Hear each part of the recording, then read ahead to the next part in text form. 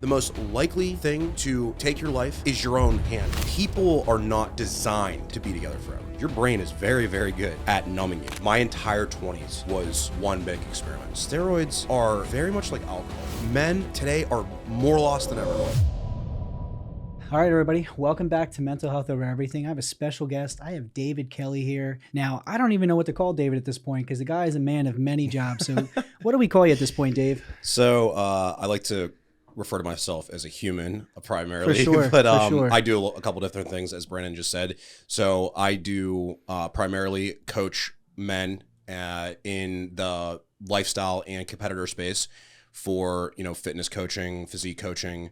But I'm trying to what I'm trying to do with my company, Paragon Performance, is build men into better men. And I think that's what we're really here to talk a lot about, For is, sure. how mental health impacts that and the way those things do. But I'm also working on turning pro in classic physique myself. Yeah. And I'm also a vocalist in the metal band Tethra. I know, man. I saw that the other day and I was Yeah. like, wow. Yeah.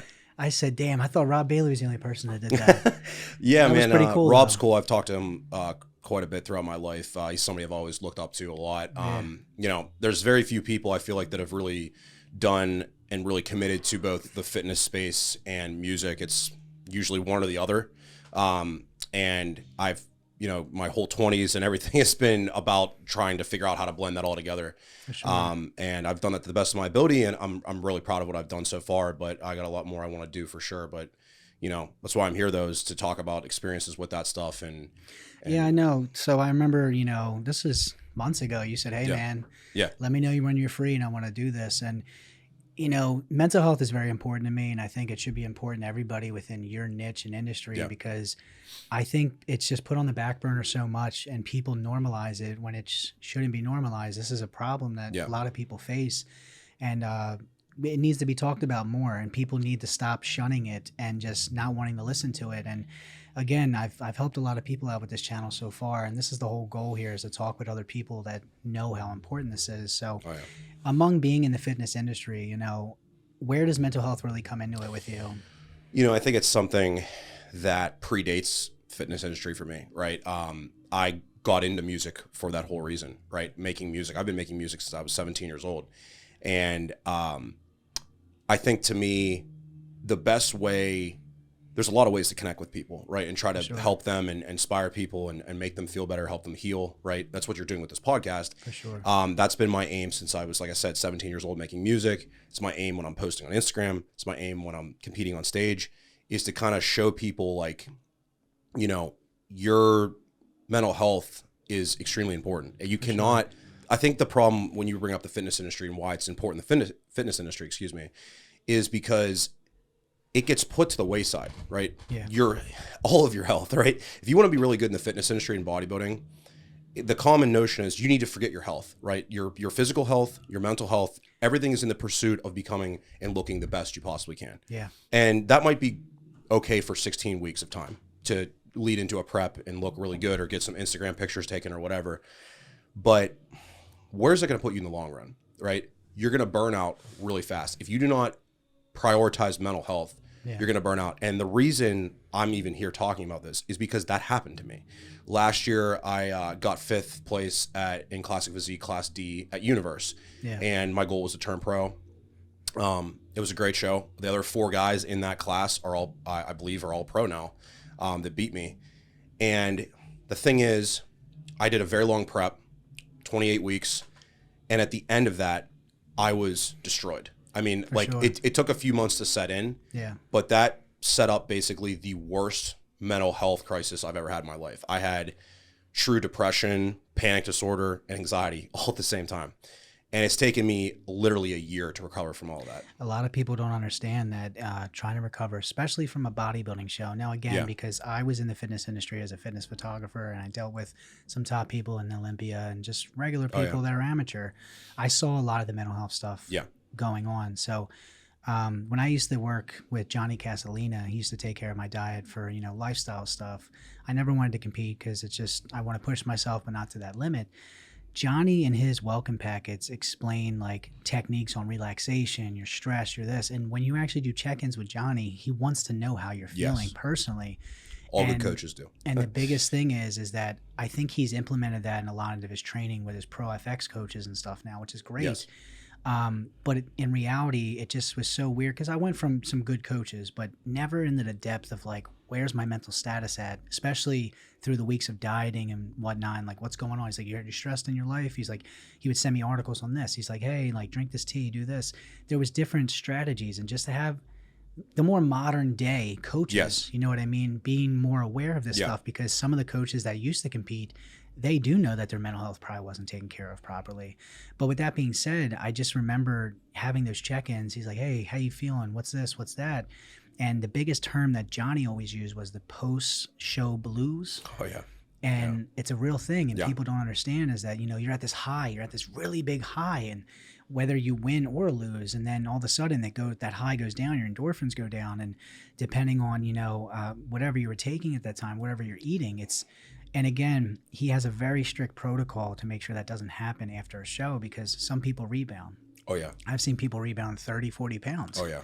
3 days later after a show. Think about what that's doing to you mentally. Yes. Right? You had these insane lines. Yes. You were sculpted, Greek statue. Months to build, but then it can take 3 days. Like 3 days. I actually, Larry Wheels, you familiar with him, right? Yeah. He gained, I think it was 56 pounds or 53 pounds in the week after he did the Amateur Olympia. Yeah. Might have actually been more. It might have been actually, I think he went from 230 something.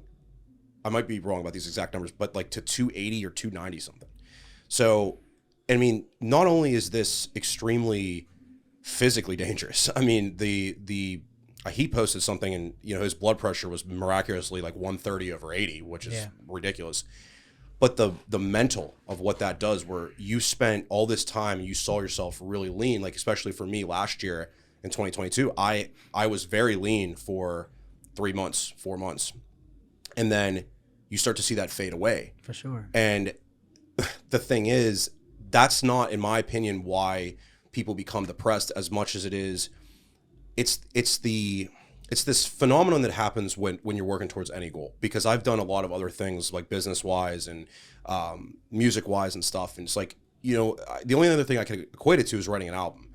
You're just putting so much effort into this one major goal you have for yourself. Yeah. And that's competing, right? Or writing the album or whatever. But let's just talk about it as it pertains to bodybuilding, is you're working so hard for this day, right? This 1 day or 2 days or whatever it is that you do for competing. And you're sinking every moment. You're thinking so much about it. You're doing all the cardio, you're eating the supplements, the PEDs, all this stuff. Well, that's an internal high though. It is. And so that's where I was going with this. So what happens is your dopamine is just pumping out, right? The roof. And so what happens is that after that day has happened, there's no more goal anymore.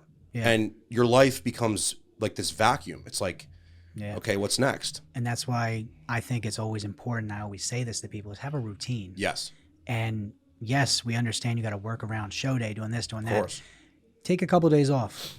Try to maintain your diet as best you can. Then get right back to it, because that routine is going to be everything to keeping you mentally stable. Oh, yeah.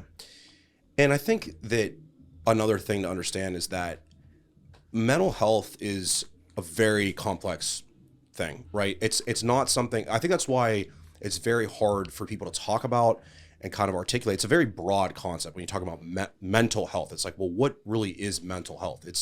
Is it, you know, am I depressed or am I anxious? Or like those are huge parts of this. But your mental health it's not, you can't measure it the way that Andrew Huberman, who has a great podcast, talks about this all the time. It's like, you go into the doctor, right? And they take your blood pressure, they weigh you and all this different, there's like these physical metrics, and they could say you are healthy, right? Yeah. Mental health is a bit, there is no spectrum. It's like, and even if there is, it's a wafting spectrum. Yeah. Like today I feel really good, right? Of course. Yesterday I was like, oh, okay, you know, and the day before that was pretty good. The problem becomes with mental health is when you're waking up and it's like, I haven't felt good in 2 weeks, right? And again, I've been in that position too, with full depression and not having anything going. Again, when I was in law enforcement, I had a head injury. Dude, there was months I felt like that. Couldn't get out of bed to go do my cardio I was doing. I remember seeing those videos you posted, And it was a very different thing. But what I want to comment is what you're saying, because I this is a very, very big topic here, is that there is no spectrum of, oh, there's nothing, oh, it's too extreme, it's not extreme. Yeah. Again, simple people that really do understand mental health, that are very in tune, I think, with themselves, the earth, whatever it is, like people that really know about mental health. A breakup is mental health. Like, that is checking up on someone's mental health, because you had someone that was maybe filling up your dopamine levels, you know, making you feel happy, and then all of a sudden they're gone. And that's why I always tell people, check up on your friends. If they're going through something, again, someone had passed away. They say they're fine, but again, their mental health is not fine. I have a very interesting topic to go off of from that. So in 2020, during the pandemic, the height of it, it was the summer. One of my very best friends, unfortunately, died of a drug overdose. And what happened was, basically, I didn't hear from him for a few days. And this kid was doing really well for like 2 years, a year and a half, whatever. He was in and out of rehab for years before that. But after a while, nobody heard from him. I'm like, all right, well, I'm going to swing by his apartment and check him out and be like, you know, what's going on, man? Like, are you good? Whatever. A wellness check, right? Yeah. And that's what good friends do for each other, you know? Yeah. And so, you know, if you have friends like that, you should be grateful that they're around for you. Oh, trust me. And so I swung by his apartment, and actually one of my best friend's girlfriend, who was also friends with him, she came and met me there. We were both going to go in and just basically have like a little bit of an intervention with him and just say, what's going on, man? Like, we could tell you're struggling a little bit. Yeah. Well, unfortunately, we show up to the door, and we knock on the door, no answer, but it's open. So we walk in, the lights are on. And unfortunately, we walked in and found him face down. He was gone. Yeah. And the reason I'm bringing this up is because, you know, if you asked me, and this is 3 years ago now, if you asked me right after that happened, because everybody asked me, everybody knew I found him, and they're like, I can't imagine what you're going through. And I'll be honest with you, then I was okay. I actually was okay. And the reason for that is because your brain is very, very good at numbing you, right? Sure. It's like, I couldn't feel anything. Yeah, and this went on for 2 years. It hits you like a ton of bricks sometimes. Then I believe what happened is, so I'm a very emotional person. Yeah. And my range of emotion in those 2 years following, I actually wrote a song about this called These Memories, which we put out earlier this year. But my range of like emotional experience was so small. Right. Yeah. It was just like, I didn't feel much happiness. I didn't feel much sadness. I didn't feel much anger or whatever. Like, I still had these emotions. You're in between everything. It's called emotional blunting. Yeah. That's what it is. It's a real thing. And this is actually very popular. I'm not very popular. This is very common for PTSD. Yeah. And people think of PTSD as being like, this guy was in war in Vietnam, and so when a car backfires, he jumps under, you know, like a street sign or whatever, right? That is definitely partly what it is. Like you said before, there's levels to it. Yeah. There could be just being away from your family, mental health. Exactly. And then there's getting your people blown up next to you. So there's definitely levels to that. And so what happened was that my brain, that incident was so traumatic that, and I worked with a therapist to understand this for a long time, is that incident was so traumatic that my brain would not let me feel any of what that actual pain was. And so what ended up happening is, along this way, over those 2 years, my dog died. Yeah. I will never forget this. We were sitting in my whole family was there. It was my sister, my mom, my dad. My dog literally died in my sister's arms. My whole family cried. I could not cry. I am a very emotional person. Yeah. Fast forward to the end of, like, later in that year, this is last year now, my grandfather, who I was extremely close with, same thing. Watched him, you know, take one of his last breaths, walked out of the room. He was basically gone. I gave the eulogy for that funeral. I felt none of this, right? Yeah. And then and that whole process was, my grandfather passed away about maybe like a month and a half after I competed, okay? Fast forward about October, all of this starts hitting me. Like, it can hit you all at once, man. It was so overwhelming. The emotional, it was like my brain was like, finally like, hey, we're going to let you experience all of this now. Especially during a change of weather, a change of season. Well, that's another one, dude. Yeah. So I think it just opened. It was like, I finally slowed down enough, because in those 2 years after my friend died, I just kept myself so busy, man. Well, that's another thing that some people that are workaholics, like me, I'd be working 16 hours a day. So I wouldn't have time to even process. When I'd sit around by myself, I'd finally be like, wow, like, this did happen. again, I have a friend of mine that invited me out to a retreat that's in New York.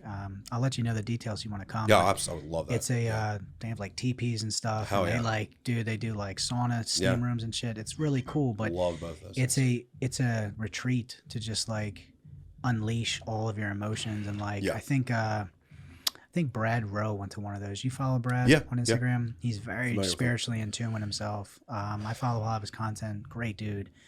But you need those type of moments, man, of just like breaking down and letting it out because we just filter and numb things out that like Well, yeah, men specifically do this yes. and are very good at this. And and that's nothing we should be proud of as men. That is the reason, in my opinion, why men are so much more likely to commit suicide. Oh yes. I think I put this in our notes. Like it was in 2020. It was like men were 3.88 times more likely to commit suicide than women. Yeah. Well, why is that? It's because women are taught. You know, when I say taught, I'm saying like socially, like it's acceptable to talk about how you feel. For sure. Right? It's as a man, it's basically baked into our subconscious. Like it is for you to sit here and have this conversation like you and I are having. Yeah. It's weak. But I actually challenge that whole notion because in my opinion, what courage is, it's not that you're not afraid of something, right? Yeah. Courage is being afraid and still doing something, right? Like I don't have a problem talking about these topics. That's just the way I'm wired. Yeah. But to open up as a man when you need help is actually courageous. And the reason I say that is because if I was to sit here and ask you, like, you know, do you think it's more courageous to talk about the things we're talking about? Or do you think it's more courageous to just stuff them down and walk around life with them? Like, the obvious answer is it's more courageous to do that. Once I started this podcast, the reason why I started this because me and Danny Swole was a very big influencer when it comes to mental health, and me and him are working together. And you're gonna meet him soon enough where we all do this together. But I just got fed up, man, of just like society, of just knowing myself as being weak because I was weak because I wasn't expressing myself in my own head. But society is like, you're strong. No, I feel weak because I'm holding things in that are hurting me. And the moment I started letting things out on social media, I started getting amazing backlash. It wasn't bad. It was like, wow, like I really appreciate you opening up to this. And I've mentioned this on other podcasts. There were a lot of women that encouraged me. I was just about to bring this up. There are women that love it, dude. They really do. That's the thing. That's why men won't talk about this stuff. And there's how many I get constantly on Instagram see like all these things from these like masculinity pages and stuff, which I think have a lot of good, valuable information. Yeah. But one thing that I see all the time that I just cannot stand is what you just said, where it's like, don't show weakness to women. Don't show like, but that's not weakness. Like talking about things that bother you, not weak. Now, where women, in my experience, are gonna be turned off of these things is if you keep talking about it and you don't do anything about it. For sure. Right? If like, I'll be honest, when I share something about mental health on my Instagram story or something, I get more likes on my story, responses on my story from women constantly. Women think it's courageous when you talk like that. Oh, for sure. Because they know that it is kind of taboo But this to is even very be broaching. hard for us. Right. So the courage we have to come out with our emotions, because again, this entire world is masculinity when it comes to the alpha male and everything like that. And again, there's nothing saying that you can't be an alpha male. But I can't remember the boxer's name, but it went viral where the boxer had just won. And after he won, he was talking on the mic. He's like, I went through a lot of depression, man. I didn't think I was going to make it. You talking about Sean Strickland, maybe? It might have The been. MMA fighter? Yeah. Yeah. And he broke down. But again, it's that is the toughest guy right here. It just won. And all of a sudden, you know what I mean? He's getting vulnerable to tell you guys, this is what I had to go through to get to here. This is the challenges and obstacles. Right. And again, you respect somebody like that. And that's me. I just kind of went into this not giving a fuck what anyone thought. And that's the biggest thing that I've realized with social media, because you were always looking at metrics. We're always looking at likes, views, everything. And I just got to the point where I'm like, I'm trying to chase views and likes, but I'm losing myself in the process because I'm not doing what I love. I think the problem is that all of us, and this is something nobody wants to admit, we are all looking for validation, right? Yeah. We're all looking for validation. And anybody that says they're not is just, that's something you need to admit to yourself. There's levels to it. There's levels. I was just going to say there's levels to it. There's definitely levels. the girl that's posting the, you know, the bent over, like, here's my hamstrings, whatever, is probably a little bit more needy of that validation than, you know, the girl who's posting something in a sundress or whatever. And maybe you want to get mad at me for that. There's just kind of the reality. That's a topic that I wanted to bring up too, because I see, and again, you know, I appreciate women just like anybody does, but I don't appreciate. Again, this is a double-edged sword here. I appreciate, you know, arts. I appreciate photography, especially in the fitness industry. Well, you do. Because that's where I'm coming from. Yeah. But I don't like that I see a beautiful woman that her biggest asset is her ass. I'm just saying, it's just only. Like, but that's what I'm saying is that I see these fitness models, and all they're doing is turning around to show their glutes, and I'm just like, what else are you doing with yourself? And I'm going to also extend this to men, because it's the same thing. It's like, if you, why do people love? This is all you have to offer. Why do people love Chris Bumstead? Yeah, he's got an amazing physique, but Chris Bumstead is one of the realest people on the face of the earth. He would sit down and have the same conversation with you. Yeah. And the fact of the matter is that people like him because he has more to offer than his front double biceps, right? He's got more to offer than just this great physique. And I think that's the problem, is that when you circle back to that point we were asking about, you know, the extremes that you have to get to in the fitness industry to be successful or whatever. Yeah, man. But there's people that have built careers and followings and things off of, like, Danny's a great example of that, where they're talking about important stuff. It's like, hey, here's my physique might be like the book cover to get you to read the book, but what's in the book is what's most important. The thing is, and I've told everybody this when it comes to social media, is that you honestly need to close your eyes and just shoot your shots everywhere and see exactly where you land. You can't just be like, oh, I missed it over here, I missed it over there. The thing is, you're casting out 10 different fishing lines and seeing which one hits. But are 10 of those fishing lines something that you're interested in? Yeah. Maybe one of them is. And then you're going to continue to chase down this rabbit hole where your creativity, everything is not going to be as experienced as it is, because you're not really passionate about it. And that's why I stopped caring about getting views and whatnot. And I started doing the podcast. I don't care if this gets 0 views. I don't care. It's content that I know that I made with passion. Quality versus quantity. Everybody that's a creator goes through what you just said. Because when I first started making music, for example, I really cared about how many streams a song gets and how many, you know, do people like it or whatever. What I ended up changing was, so my metric was very tied to, do people like this, right? Yeah. So what I would do is, and you can go look my band up on YouTube and read, you know, under our music video comments, you'll find 15 people that say, this vocalist is awesome. I love his cleans and his screams and everything. Then you'll find like one person that says, man, he sucks. And then it's like, that will stick with you more than anything. And the thing is, what I ended up having to do, and I learned this from a pretty young age because I was putting music out when I was 17, 18 years old, is that I am the judge of what's good or not, right? So if I leave the studio and I think, man, this song's really good, I'm really proud of this. I don't care what other people think of it, right? Yeah. Because the moment you give that up, music is subjective, right? Your physique is subjective. Yeah. It's literally, it's art. That's why it's different than playing a baseball game. And there's going to be, you know, a score at the end of the game.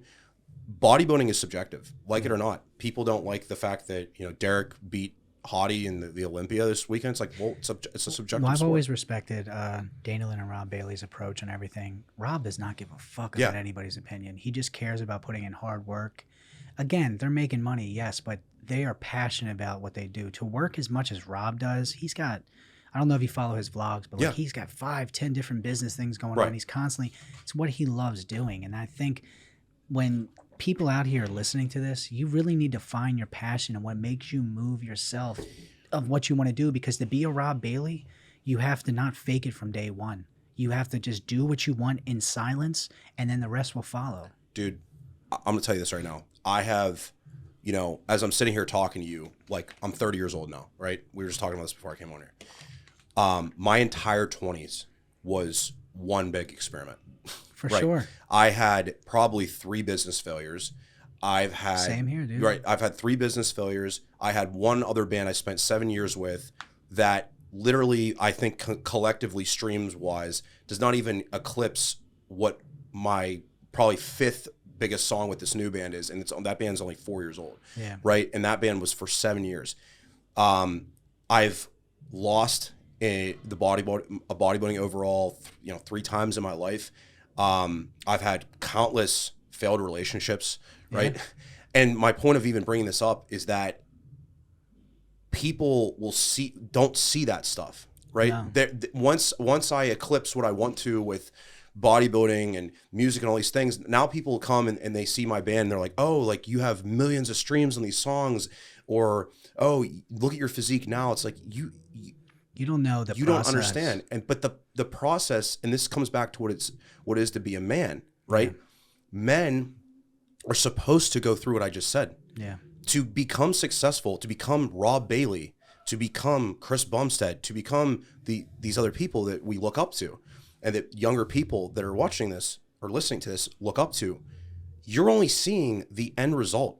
For sure. Right? As I'm sitting here, if you're watching the video and you see me and I'm stretching out this 3XL shirt, you did not see me when I was 20 years old and I was this skinny fat kid, And that's the thing, is that social media is only showing the best portions of your life. Yeah. So when I started understanding that after that interview with Elon Musk and Joe Rogan, where he's like, Instagram sucks. I'm only showing you the best highlight reels, the best photos when I look my best. So I started posting things when I wasn't looking my best, and I've always appreciated that you've done that. And I started posting when I wasn't feeling my best, because I just think about the people out there that are looking at me and that will always say, "You have the best life, this and that. You travel the world with girls, do this." I said, and I remember, I always have married men comment on my stuff and say, "Man, I live curiously through you, man. I wish I had your life." I said, "Dude, I wish I had your life. Yeah. You have 3 beautiful children, beautiful wife, and home." I said, I love what I do. I love photography. I said, but I'm going after a bigger goal in life. I said, don't think the grass is greener because, it might be boring at home. I said, dude, you have a better life than some people I know, man. So perspective is everything, and perception is reality. Yeah, and it goes back to something you and I talked about before we started this, was comparison is the thief of joy. Excuse me. Comparison is the thief of joy. Yes, it is. And what's happened now is that, I was just listening to a podcast about this actually as I was driving out here. I was telling you about this, is that before, the way that we as humans lived for hundreds of thousands, millions of years, even going back to, prehistoric times, is we had these kin groups that were very small, right? Maybe at most a couple hundred people, right? And then we kept growing those and growing those and growing those. And now we have social media, right? You might be the biggest dude in your gym, right? You might be the best real estate agent in your area. You might be the best photographer in your area. But then you're going on Instagram and you're seeing, well, look at this guy. Look at his pictures. They're amazing. They're so good. Like, I suck, like I need to be better. And it's like, it's a very fine line, because you constantly want to be improving yourself and driving yourself. But it becomes very toxic when you're looking at yourself and you're saying, man, I'm nothing. Like, I suck. Like, why even try this stuff in the first place if I'm not going to be the best? Hating yourself is a number one thing that I have done the same things, comparing my physique, comparing, job opportunities, comparing everything to everybody. And the thing is, I'm in my own spot. I'm in my own place of happiness. Yeah. You know what I mean? And on top of that, there are people that claim to be happy that aren't even happy. And it's just, I used this theory in my last podcast, and I just keep mentioning it because this is just, it blew my mind. I have an Instagram crush, and this girl, I always looked at her, and she has a boyfriend. And again, I've always looked, I was like, wow, I want that fucking relationship. Yeah. This relationship's everything. They're both in the fitness industry. They're both just, they look beautiful together. They take photos together, all this stuff. This girl reached out to me on a private message and told me that everything was awful. Yeah, not good. And I just, dude, I was thinking it took me back. I didn't know what to say. I was paragraphs, because I was opening up about relationships and how I've been hurt and how I just want to find my person and love them. And she was venturing out to me for help to tell this stuff to her boyfriend. And I was just like, are you kidding me? Yeah. I said, you guys look like you have the perfect life. And it just, dude. Keyword there, look. Yes. Yeah. And I was just like, that moment, dude, that was I think this is almost half a year ago. I don't know, 6 months ago. But it set me back, man. I was just like, wow, dude. Perception is reality. These things really don't add up. Yeah. I said, I would give my fucking arm and leg for this life. But that life's off. So the But grass is not always greener. It's what it is that you would give this your arm for an imaginary thing. Yes. Right? Because and this is where I think is that what people don't understand is a great example of this is when you say look, like it looks a certain way, it looks a certain way. People don't understand that, like, when you see somebody who's 2 weeks out of competing or a week out of competing in bodybuilding and they look shredded and you're like, man, I would just kill to look like that, right? Yes. It's like you have no clue how they feel. Like they're not sleeping well. They feel like trash. Yeah. They're like, if they're in a relationship, they're not really much able to give any affection to the other person at that point. Yeah. They're starving constantly. Their whole life is driven by when am I going to eat next? And so what I'm trying to say is that's not to say like don't compete. What I'm saying is have a realistic view of we as humans have this ability to look at this picture perfect relationship or this picture perfect physique or this amazing stage setup of some artist performing or whatever, and we think like, man, that's perfect. Yeah. And it's like we're projecting our own imagination onto these things a lot of times. Few relationships are perfect. There is no such thing as a perfect relationship. No. Right? And I think the thing is that, and this is actually, I think we should talk about this because I have a feeling you and I have a little bit of a different take on this and I wanted to ask you this is, do you, and the reason I'm asking you this is because I just listened to a whole podcast on this. Yeah. Do you think that people are meant to be together forever? I know I just transitioned this hard, but I'm curious on what your take on this is. Oh, man. See, in reality, I think that is something that everybody wants. But in hindsight, I think people need to understand that we're always growing as people. And I think somebody that's your high school sweetheart, 10, 15 years later, whatever time frame it is, they could be different. Yeah. You got to remember, we're growing every day. So, I love this person now, and 5 years from now, it's a little different. So I would like to be with someone forever, but I want to be with the person that I fell in love with. Do you know what it's very different. Do I think you should be with somebody the rest of your life? It's very hard nowadays, man. So the reason I asked you that question is because, first of all, I see you post a lot of stuff about it. Like you're looking for your person, you're manifesting. I would think it was my buddy Chaz posted that thing with his girlfriend on the beach or whatever. And you shared it, you're like manifesting, right? And I was thinking like, it was very interesting is because I used to think a lot like that, right? I used to think like, man, I'm just looking for like my, person or whatever. And I think that the reason I bring this up, and I think this is very interesting, is that I think here, I'm using this like, I'm not a scientist with this stuff right now. No, I appreciate you mentioning my own stuff. Yeah, this is good. No. And I think what it is that people are not designed to be together forever, right? Like we haven't evolved like that. I think it's a very new thing in a lot. And like when I say new, I'm saying like thousands of years, right? Yeah. But the reason I even say that is because I asked this question to this last girl that I was dating.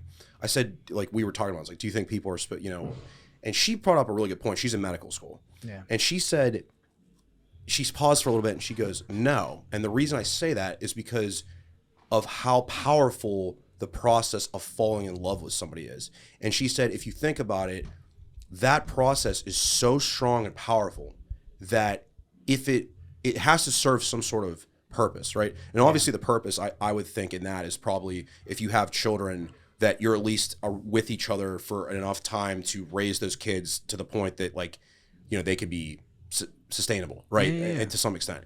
But I think what's interesting to me is that the podcast I was listening to is that the researcher basically said that from his research, ideally these pair bonds of like people being together are probably meant to last like 3 to 4 years.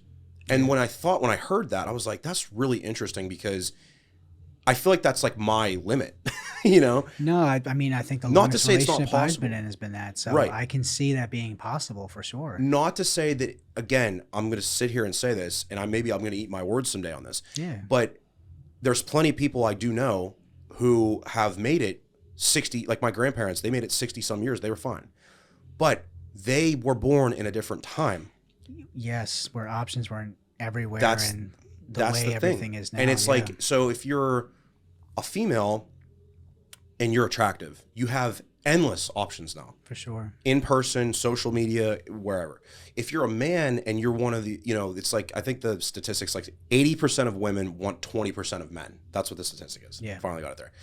If you are one of those 20% of men, Yeah. then you have a lot more choice and options. But here's the problem. What if you're not that 20% of men? You're pretty much screwed at that And point. this where, well, I actually disagree a little bit. This is where it comes back to, and this is why I'm so big on coaching people for physique stuff and just beyond that, like almost like life coaching. A lot of my clients will tell you, like, they look at me as a life coach. I think that's really, just not to cut you off, Yeah. but I think that's really what your industry is leaning towards now. That's why I say with Johnny Casalina, like he's up to date with everything Yes. that's modern. And Yeah. I appreciate that. And on top of that, he takes like a doctor's approach for a lot Yeah. of things. And Johnny is constantly working and educating himself to better his business. Like when I worked with him doing video work, he's constantly learning stuff. And every time I almost told him I wanted like an internship with him where like I'd be with him like 1 hour, 2 hours a week. I'd make video content with him for free and then give me 2 hours of just talking about just to learn. just to educate I just me wanna because learn, I could be an apprentice for him. Right. The way he would just say things to me, I was like, wow. But the modern day coach now, I feel like it's just adding more. It used to be back in the day, no one had coaches. No. Then they started getting coaches, and then you were getting these coaches that were pumping people up with illegal substances and stuff, and not really worrying about diet. They were just like, old school because they were just learning. Yeah. Now you have these modern day coaches coming in here like, well, I want to improve the longevity of my clients. Yeah.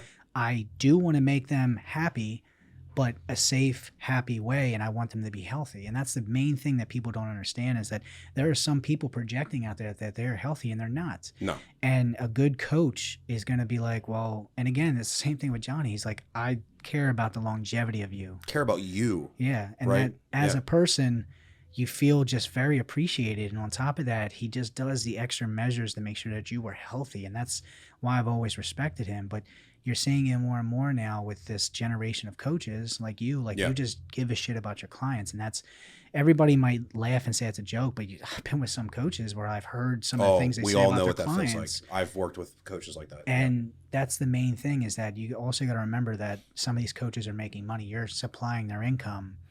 But at the same time, being a good coach is not making sure you win your show every fucking time. Making sure that you improve every show and making sure that you get to where you have to be. Here's the deal about bodybuilding in general. You are on stage for 50 seconds. Okay, even if you turn pro, right? You're on stage, they bring you out, you do your comparisons, you go back, you do a 30-second routine in the morning, then they bring you out in your class and they do your first call out, second call out, whatever. You're on stage, you're doing comparisons there, right? Yeah. That whole thing is maybe of you being on stage is 5 to 10 minutes. Oh yeah. Then in the night, you do your routine, it's a minute, you're on stage, you get your award, you're done. Okay. So the reason I'm saying this is because bodybuilding cannot just be about that. That's it. Bodybuilding, the reason I do bodybuilding, the reason I coach people in bodybuilding is because it's about building myself. For sure. It's about building myself and improving myself. It extends far beyond just like, look how big I am. Look how, chiseled my abs are. That's a cool side effect of the process of bodybuilding. For sure. And so what I do with the guys I work with, I primarily work with men. What I do is I want to make them into a better man so that they're better in their career, in their relationship, on stage. Just in life. In life. I mean, you got to remember, you probably have had clients that just got in the industry. You know what I mean? Yeah. People that have never really been in the industry. Yeah, they don't even know what's So again, what. Yeah. I always say this. I heard this from a popular Olympian where he said it's a great industry of poor quality people. Now, there's a lot to that. We'll get into that at the end of this. But the thing is that when you're getting someone brand new in the industry, you want to prepare them for what's going to happen. You want to make sure that you guide them through that properly. Yes. But on top of that, it's not competing is one thing. I get it. But there's other things in life besides that. You can't just you're coaching them for life. You know what I mean? Whether it's being in a marriage, in a relationship, whatever it is, like you want them all around, not just this 30 seconds on stage, not just this day, that one day out of 365 days. You want it every day to handle yourself properly. And that's where it comes down to coaches knowing mental health. You yourself, putting a client through a routine. Okay, I want you to wake up fasted. I want you to do this, go do your cardio. I want you to meditate, do this. Whatever you have them on a routine, that routine is helping their mental health. Great example of this is I just had a client compete actually out in Seattle. And he came to me, or we had a conversation. It was like, and this is for very, very, very typical, just so you guys know that are listening to this or watching this. He had a conversation and say, hey, my wife, and like my wife's getting kind of annoyed with me, like doing this or whatever. She's whatever, right? She's had enough. Yeah. And so I had a phone call with him. I said, well, tell me what's going on. And he's telling me, and I'm like, this is all stuff I've dealt with. I've never been married, but I've had girlfriends, obviously. And we're talking. And then so I had a decision to make. And I talked to this client about this. I said, okay, we got like 4 weeks left here. You're a little behind on your condition. I'm going to give you 2 avenues we can go down. And this is my opinion is what a good coach does. Yeah. A good coach does not take that client and say, I'm just going to run you into the ground and put you on that stage and you're going to win. You're going to get me that overall title. And I'm going to make sure you look really good for me. Right. That's what a selfish coach does. Oh, yeah. I had a conversation. I said, there's a few different roads we can go down. Cookie cutter coaches. What are you willing to do? Yeah. I said, this is what's going to take to do what I just said. Yeah. And this is the other road we can go. And he said, well, I think for the next 2 weeks, I can really afford, because of my job and the way my hours are, like I can really, he's a pharmacist in a hospital. He said, I can really afford to push. I said, okay, so we'll push the next 2 weeks. And I said, after that, it's going to be a little bit different. It's going to be a little harder. I'm going to need to kind of like tweak some things. I said, that's fine. Yeah. Because I am here as a coach to serve you. I'm here to help you get to where you want to be. If you come to me and you don't care to win that overall title, then I'm going to help you be your best self in general. And this is why I like working with lifestyle people too, because the lifestyle client is so much more flexible and able. And I'm teaching that person, this is how you handle a situation when you go out to dinner with your friends. Yeah.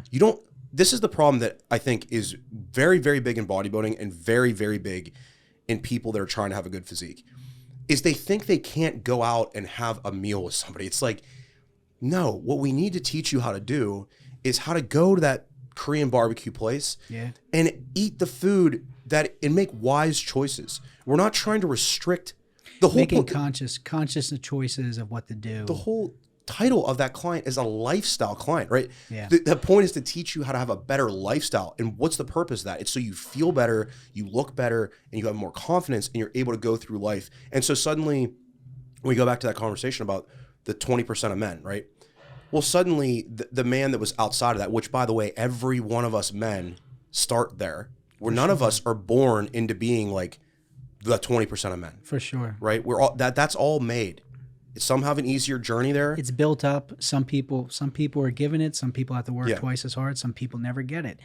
It is a choice to get to that level. Yeah. And you can get to that level. You just have to work for it. Some people, not as much. But to be that 20%, you're not born into that. No. Not even if you're born into a family like that. No. It's just, you're not part of it. You got to make yourself as a man. That's the biggest difference as a man versus, I'm going to maybe catch some flack for this, but if you're a female and you're born and you're attractive, you have the world a little easier. Like men, this is another quote that I love.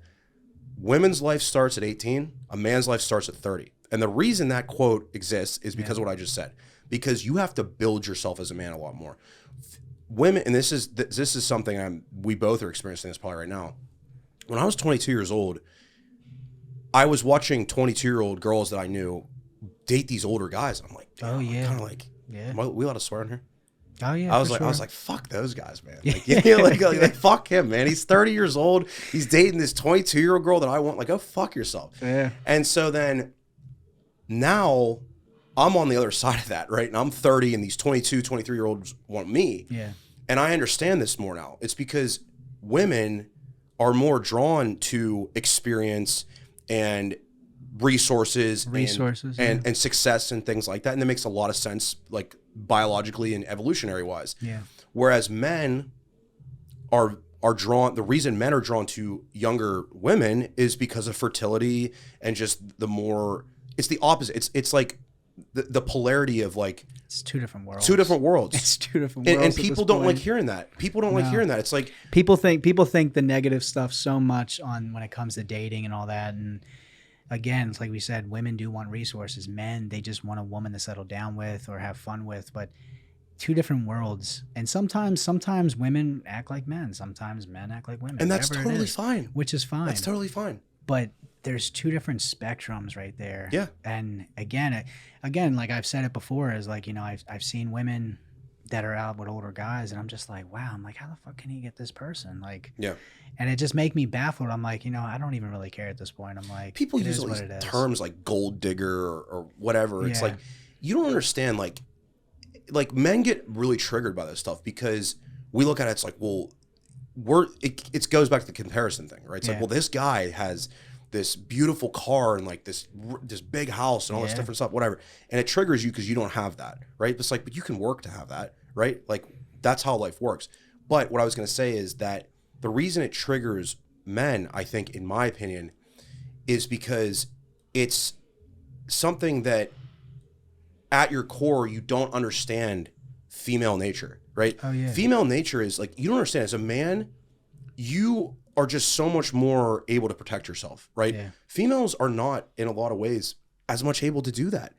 And so it makes sense that a female's drawn to a bigger, more muscular guy, because in olden days, like, hundreds of thousands of years ago, if some other village raided her town, Yeah. she want to know that her kids and her could be protected, and you better damn sure that she wants the dude who can handle himself, For right? sure. Who has the resources that can feed these kids when food wasn't at our. We walked downstairs at this gym, we could pick up a Lenny and Larry's cookie. Well, it hasn't always been like that.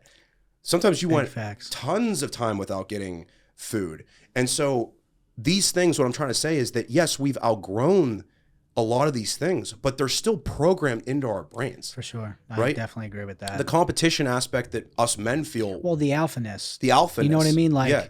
again, we can work out together. Yeah.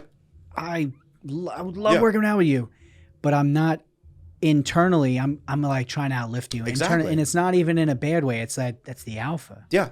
You know what I mean? Yeah, because you don't wanna We're at be the the bar weak one. together. We're both Yeah. looking at the same girl. Who's going to get her first? Right. It's an alpha type thing. And, Yeah. it's like when they say you have a winner mentality, it's really an alpha mentality. Right. You know what I mean? I've been some people that are competitive. It's really the alpha in them. It's not Oh, really yeah. competitiveness. And so what you have is this old program. If you want to think about it like this, it's like having a brand new iPhone 15 with the programming of the original like BlackBerry, Yeah. right? That's a lot what's going on in our brains, and sure. people don't understand that. Men get really triggered because they're like, well, this girl's like wants these guys that are older and they have more resources or they have more success behind them or whatever. And it's like, well, I was that guy when I was younger. I was like, fuck that. Yeah. But I just didn't understand, right? And it's the same way that like men, like women maybe get triggered a lot. I have a lot of female friends that I talk to this about all the time. A lot of them get triggered like, well, why do these guys always like these like more fit, younger looking girls? Well, it's because it's hardwired into us men. For sure. And then let's throw this topic in here. When you are literally taking exogenous hormones as a man that make you more of everything we're talking about, Yeah. that is going to just exacerbate all of that. So many more emotions and things. We're actually at the 45-minute mark, everybody. So I want you guys to subscribe to the channel, hit the notification bell, and comment down below. We're going to take a quick break, and we're going to get back to this because this topic is going to be very big. So please stay to the end because we're going to be talking about a lot of things in the fitness industry a lot of people don't want to talk about. So we'll see you guys back here soon.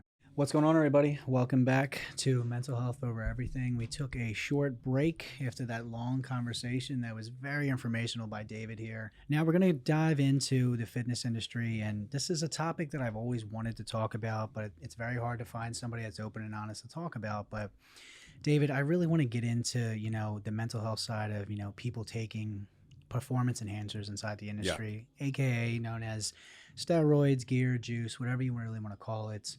I have a very strong feeling that, mental health and mixing performance enhancing drugs together is just something that's not good in this generation.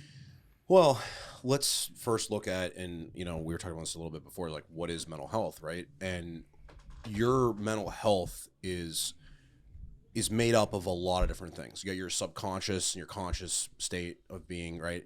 And your conscious state and like how you feel, right? Which is a lot of what we're talking about with mental health, is dictated by so many different things. One of the biggest is your hormones, right? Yes. So if you look at, let's just say like men, right? The primary male hormone is testosterone, right? Yeah. If you're doing performance enhancing drugs correctly, if that's a big if, Yes, very big if in the industry. the bedrock of whatever you're taking should be testosterone, right? Like Yes. that should be the It's the base. base. Yeah. And the reason for that is because of what I just said, right? Now, where things go wrong with performance enhancing drugs a lot of times is they are like any substance, any drug, any pharmaceutical thing, any supplement. If they are used moderately and correctly, Yes, they can be fine. for sure. They can be fine. I'm not saying they're the best thing for your health, but it's like we as humans do a bunch of dumb shit, right? Yes. We can drink ourselves to death. We can eat ourselves to death. We can blast ourselves with gear to death too. Well, I always said this quote, and I heard this from an older gentleman when I was in high school, man. He goes, we all pick our poison. That's right. And Yep. again, it could be drinking, could be smoking, because again, smoking kills people more than drinking sometimes. And then it also comes down to steroid use. And again, if you're doing all three, you're really fucked. So That's what I was just going to say. There's people that do all three. I know. Yeah. And I know, I mean, it's very popular stigmatism that, you know, a lot of people that are in the fitness industry do cocaine. Yeah. It's very, You want to talk about a recipe for disaster. And when you're taking, anabolics, which are already increasing your blood pressure. yes. And then you're going to throw cocaine on top of that. Which Yeah, will shoot I that. know. You can have a pretty bad, and then you're a big guy. And then, let's say you got an enlarged heart from these things, right? Like this is where things go wrong. And this is how we've lost a lot of people.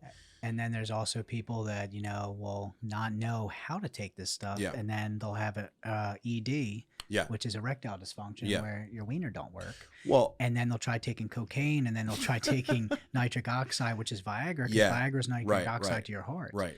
And I think if you've ever heard the podcast with Dan Bazarian, Yeah. he was doing cocaine, and then he took 100 milligram Viagra, it didn't work. And then he took another one, and he had a heart attack. Yeah, that's dangerous. This is where it gets back to people are very uneducated about performance enhancing drugs, about drugs as a whole, but really where I say the uneducated thing, it's both not knowing how to take things and also not knowing what it actually takes to Yes. to build a physique that is even just something that looks great in your own gym. Yeah. But then you want to extend that and say you want to win a show in your local area or place really well or turn pro or whatever. I think people, the biggest problem is, I run into this in the gym all the time, especially like LA Fitness or Yeah. Planet Fitness. Kids come up to me, like Yeah, I 18, know. 19, They 20. come up to me as well. And they will say, hey, I'm taking this amount of tests, this amount of trend, this amount of this, blah, blah, blah. Like, how much do you take? It's like, well, first of all, right now, I'm taking TRT, so I'm not taking anything you just mentioned. They're like, Yeah. what? Like, Just discretion, everybody that is watching this. If we do mention milligrams, if we do mention anything that is illegal, we are telling you guys from our own personal experience. We are not telling you to take any of these things. This is for educational purposes only, everybody. So again, I'm going to mention a steroid cycle that a 22-year-old kid had mentioned to me that, again, if you guys are younger and you're trying to experiment with steroids, I would suggest contacting a coach that actually Yes. knows what they're doing, number one. Number two, do not follow everything that is on the internet. Yeah. I can tell you right now from working with the guys that are in the Olympia, Yeah. the things you were seeing on the internet versus real life, it is 4 times, 5 times the amount. At one point, there was a kid that was convinced that Kai Green was taking 4 grams a test, which is 4,000 milligrams a week. I can tell you right now, these pros have amazing genetics, and they are not taking a quarter of what you guys think they are taking. That's exactly right. So be Yeah. educate yourself, number one, with the right information. Talk to somebody that does personally do them first. And then on top of that, if you really want to do it, get a coach. Yeah. Because I'm telling you, less is more. And vet that coach. Make sure that coach is not going to steer you the wrong way, because there's a lot of coaches out there who are going to say, oh, yeah, I'll help you out. And then they'll put you on. I will tell you this right now. That is the biggest thing that a lot of people have to watch out for, are these fucking coaches Yeah. that'll put you on a fucking cycle with trenbolone in it, 1,000 milligrams a test, Yeah. all this, your first time ever taking Yeah, anything. it's- Like, you're going to blow up. You're going to evaporate this like a sponge. Listen, Yeah, you will. and again, I will say this: there are coaches out there that just want to get you big because you are a billboard. That's all you are. That's right. They don't care Yep. about your health. That's They want exactly you. right. You say you want to win. They're like, well, you told me you wanted to win.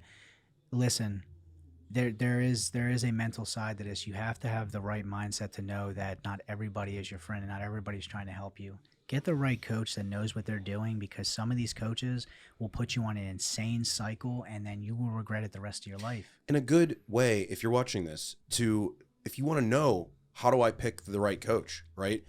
Ask them what their credentials are. Like, what have you, like, and the credentials don't have to be just like, oh, I have a degree from Harvard University. I'm talking like, there's a lot of really good, if you're a good coach and you care, nowadays you are educating yourself, right? You're getting certifications. Like, I've gone through J3 University, which is a John Jewett program, where in that entire course, it's very advocated for very minimal use. Okay. The most minimal when it comes to PEDs, I'm going to even say, I don't care what it is. It could be alcohol. It could be, testosterone. It could be caffeine.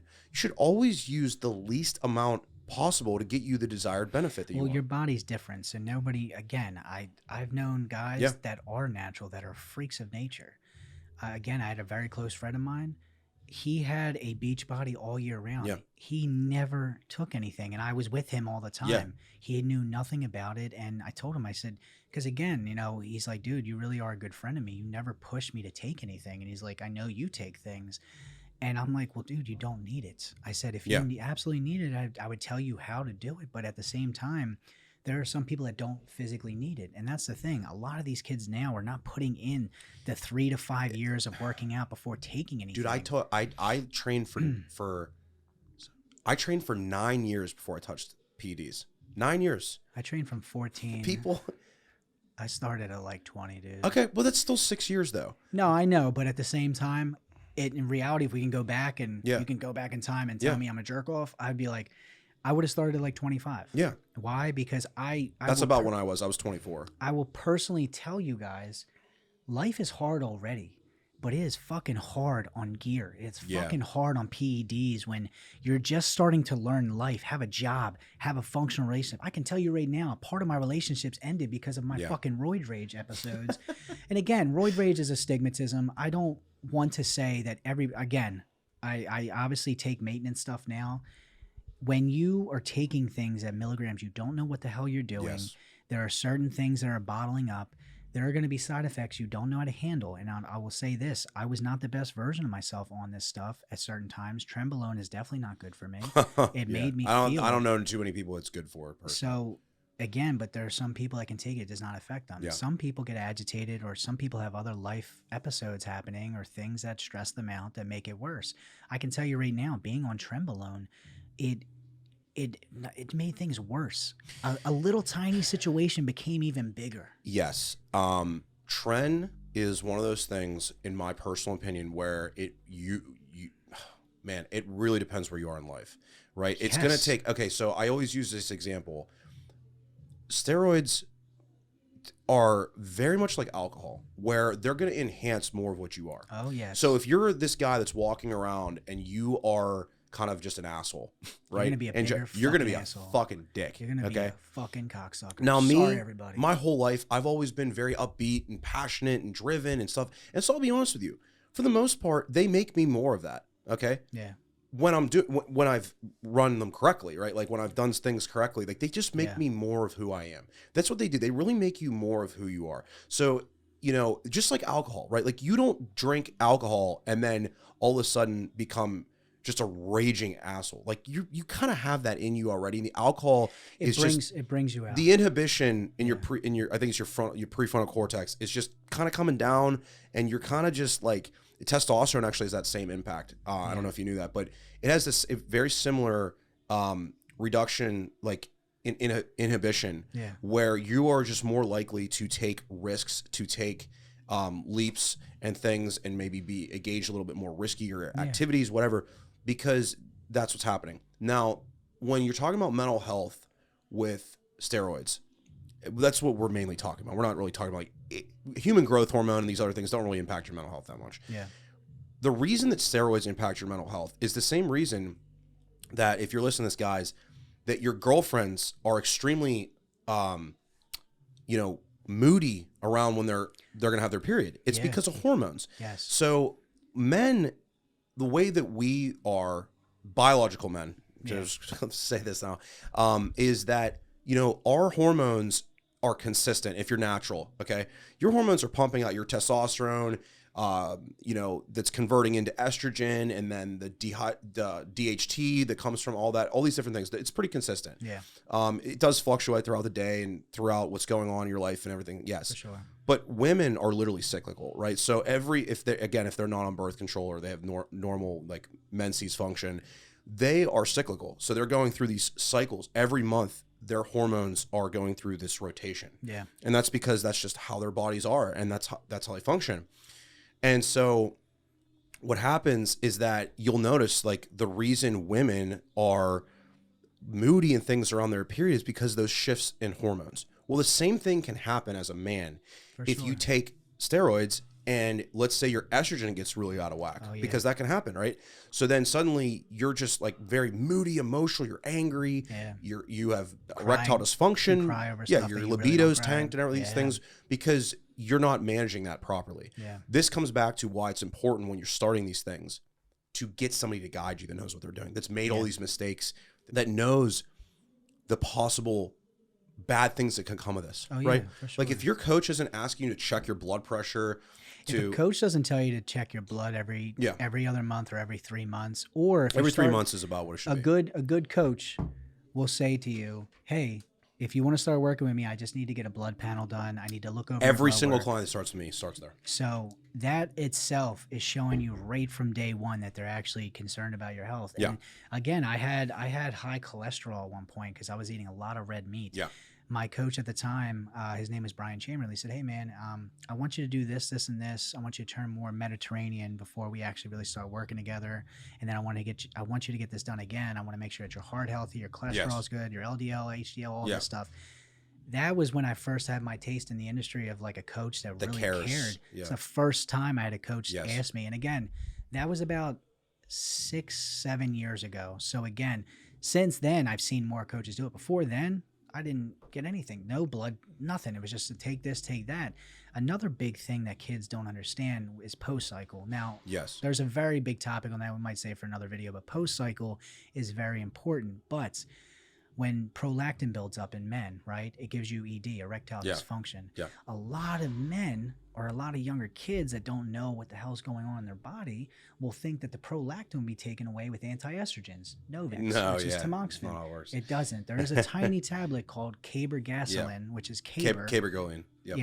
So that is something that will lower the prolactin. Now, prolactin, everybody, is basically, it's what it is. It's your actual body will start lactating. When you see men that are lactating, that's what it's from. It's prolactin that's what building it is. up. That's what it is. Now, it gives you extreme erectile dysfunction. You become lethargic. Sometimes you get tired from it. Well, the reason that happens is because, so after, like, as a man, like, after you orgasm, your prolactin dramatically shoots up. And the reason for that is because you, like, if our bodies didn't do that and we just could keep doing that and reproducing, we would just make so many children. It's an evolutionary thing, right? So what happens is that when the prolactin is elevated like that, you end up just having a constant state of that, right? So it's telling your brain like we're not supposed to be like reproducing right now, right? And so unfortunately, and you mentioned cabergoline, there's 2 drugs that do that. It's and the natural one I think is fenugreek, right? Fenugreek. There's actually vitamin B6 is very good at that. Okay. But I caution people with cabergoline, or there's another one. It's toxic. Very toxic. And what it actually cabergoline it takes everything away within 2 weeks. And what cabergoline actually is it's a Parkinson's drug. And it's a dopamine agonist. And so what can happen is if you use this stuff, I see this all the time with guys. Coaches will give the cycle out and be like, take 300 tren or whatever, and then they just throw somebody on cabergoline with that. And it's like, how do you know that client needs that? What you need to do is get blood work done, because the reason that drug is very dangerous is if you take that for too long, you could potentially have severe depression after that. Severe. The only time I ever took it, I would take, it was a high milligram is 1 milligram. I would take 1 milligram once a week for Yeah, like that's 2 pretty high weeks. dose. Yeah. 2 weeks, and then it'd be gone. I never was on it longer because That's how it should be used, though. If Yeah. you need it, then you hit it quick and you get out. And again, some people I've heard, again, kids tell me this at the gym. They're like, well, yeah, I took 1 milligram 3 times this week. I'm like, dude, that is so fucking dangerous. Yeah. And again, you see how your reaction Yeah, is? That's my reaction when I'm hearing this. I hear this stuff, and I'm another like, thing dude, that people what are don't you doing? understand is that when you're running anything other than testosterone, there is primobolan, there is trenbolone, there is EQ, Yeah. DECA, anything that's not really testosterone, it makes your red blood cell count double, doesn't it? Well, so it actually can happen with testosterone. So it's something called erythrocytosis, where basically you will essentially create more red blood cells. Now, there's other certain drugs with the testosterone though.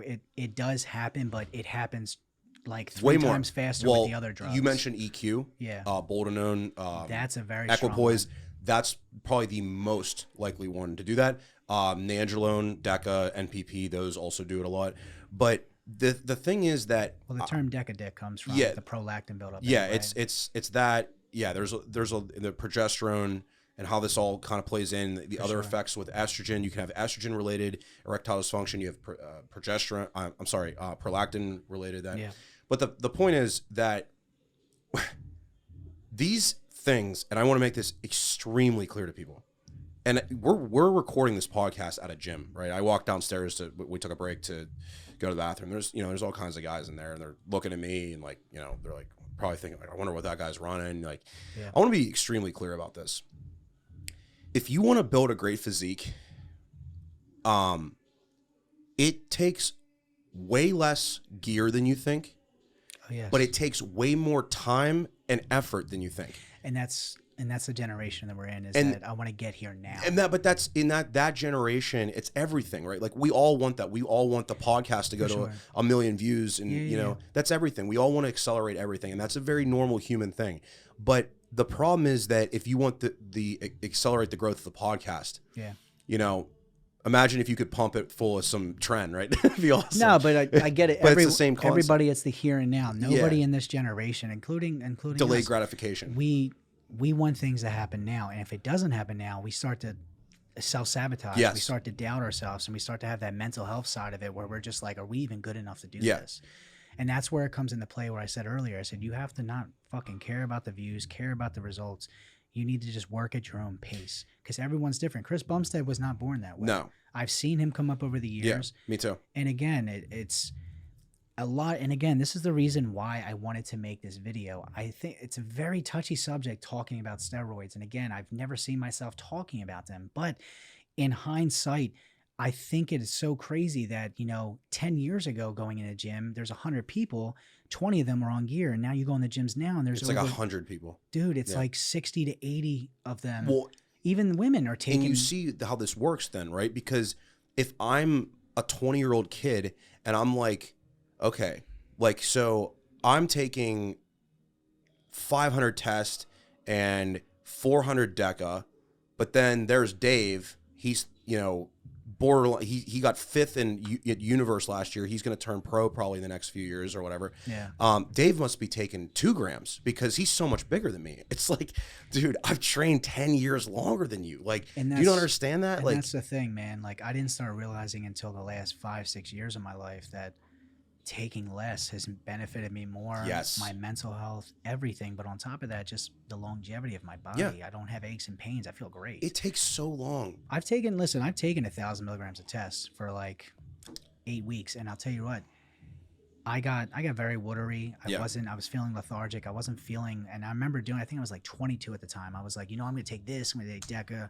What happened? I got DECA dick. DECA, I can smell it. It makes my dick not work. Again, it happens with some people and it doesn't. But I remember taking this large amount. I'm like, I'm not seeing anything different. And the older guys are in the gym. He's like, dude, back in the day, I've never gone over 500 milligrams of test. And that's a base. He's like, now the older generation that do TRT, which is a TRT dose is mostly in the bodybuilding industry. A TRT dose with a doctor is like 200 milligrams a month. At most. Well, at month Yeah. though. Yeah. But in the maintenance bodybuilding industry, it's 200 milligrams a week, which is Yeah. still a very low base, but it's a good base to go off of. Yeah. I know people that have won shows on 200 milligrams of Yeah, tisophenate. exactly. Yeah. So it's like you guys want to rush the process, but these younger kids, again, this is my rule of thumb when I'm at the gym. I'm very open with people. I'll tell them, hey, you know, I've taken steroids, done this. But if they're under 25, I talk them out of it. If they're over it, I tell them. That's exactly my threshold. And I tell them at 25 or more, I say, hey, listen, and guys are in their 40s. They're like, yo, you know, what's it like taking tests? I'm like, if you've never done it and you're doing it now. But the thing is, there's a certain level. TRT maybe at that age. It depends. If the kid's been, if he's like, oh, I've been working out since high school, I'm trying to do this, and they're over 25, I'll say, listen, you know, if I were you, start out with a baseline of tests, maybe an oral. I said, but don't go into the extreme stuff. I know a 22-year-old kid right now that's running 1,000 milligrams of test. He is running 800 milligrams of Deca. He's running 350 milligrams of Trenbolone acetate while taking 50 milligrams of D-bol. Everybody, do not take these measurements and think that this is a joke. That is the worst fucking cycle I could ever tell somebody to do. If I wanted to tell somebody, hey, do you want to not live longer and do you want to have extreme side effects? I will tell you that exact fucking cycle. Yeah. Nobody in their fucking mind should be taking a gram of test. And again, are there people out there that do it? Yes. Some of the pros, again, on a whole, if there's 100% of pros, I can tell you maybe 20% of those pros are taking high dosages like that. The rest of them, they're maintenance. The rest of them, it's focusing on diet. It's focused on technique, everything. It's the boring shit that nobody wants to talk about or hear about. It's like, and the thing is that, like, you talking about that kid taking those doses, right? It's like that. I'm going to tell you what's going to happen to that kid. Okay, if he's already having heart issues. Yeah. Well, if he's lucky enough to make it through that, right? Yeah. He's going to not last long in this sport, because what's going to happen is that he's going to burn out, right? That's what happens. It's like if you drink 14 cups of coffee in the morning, you're going to probably feel great for about, 5 minutes, and then you're going to have panic attacks for the rest of the day. You're not going to make it through the day. Yeah. Right. And so what happens is that when it comes to steroids is like, and I've watched this, I have very good friends that I've seen do this kind of stuff. They competed for maybe 2-3 years. Yeah. To be great at bodybuilding, to turn pro, to be good as a pro, you got to be extending your time horizon 10 to 15 years. Okay. It takes a long time to be good at anything, let alone building your body and becoming one of the best bodybuilders in the world. And I will say this, everybody, and this is something that I might get a lot of hate for, but I'm going to say it anyway. Just because you turn pro does not mean you're a fucking coach. Yeah.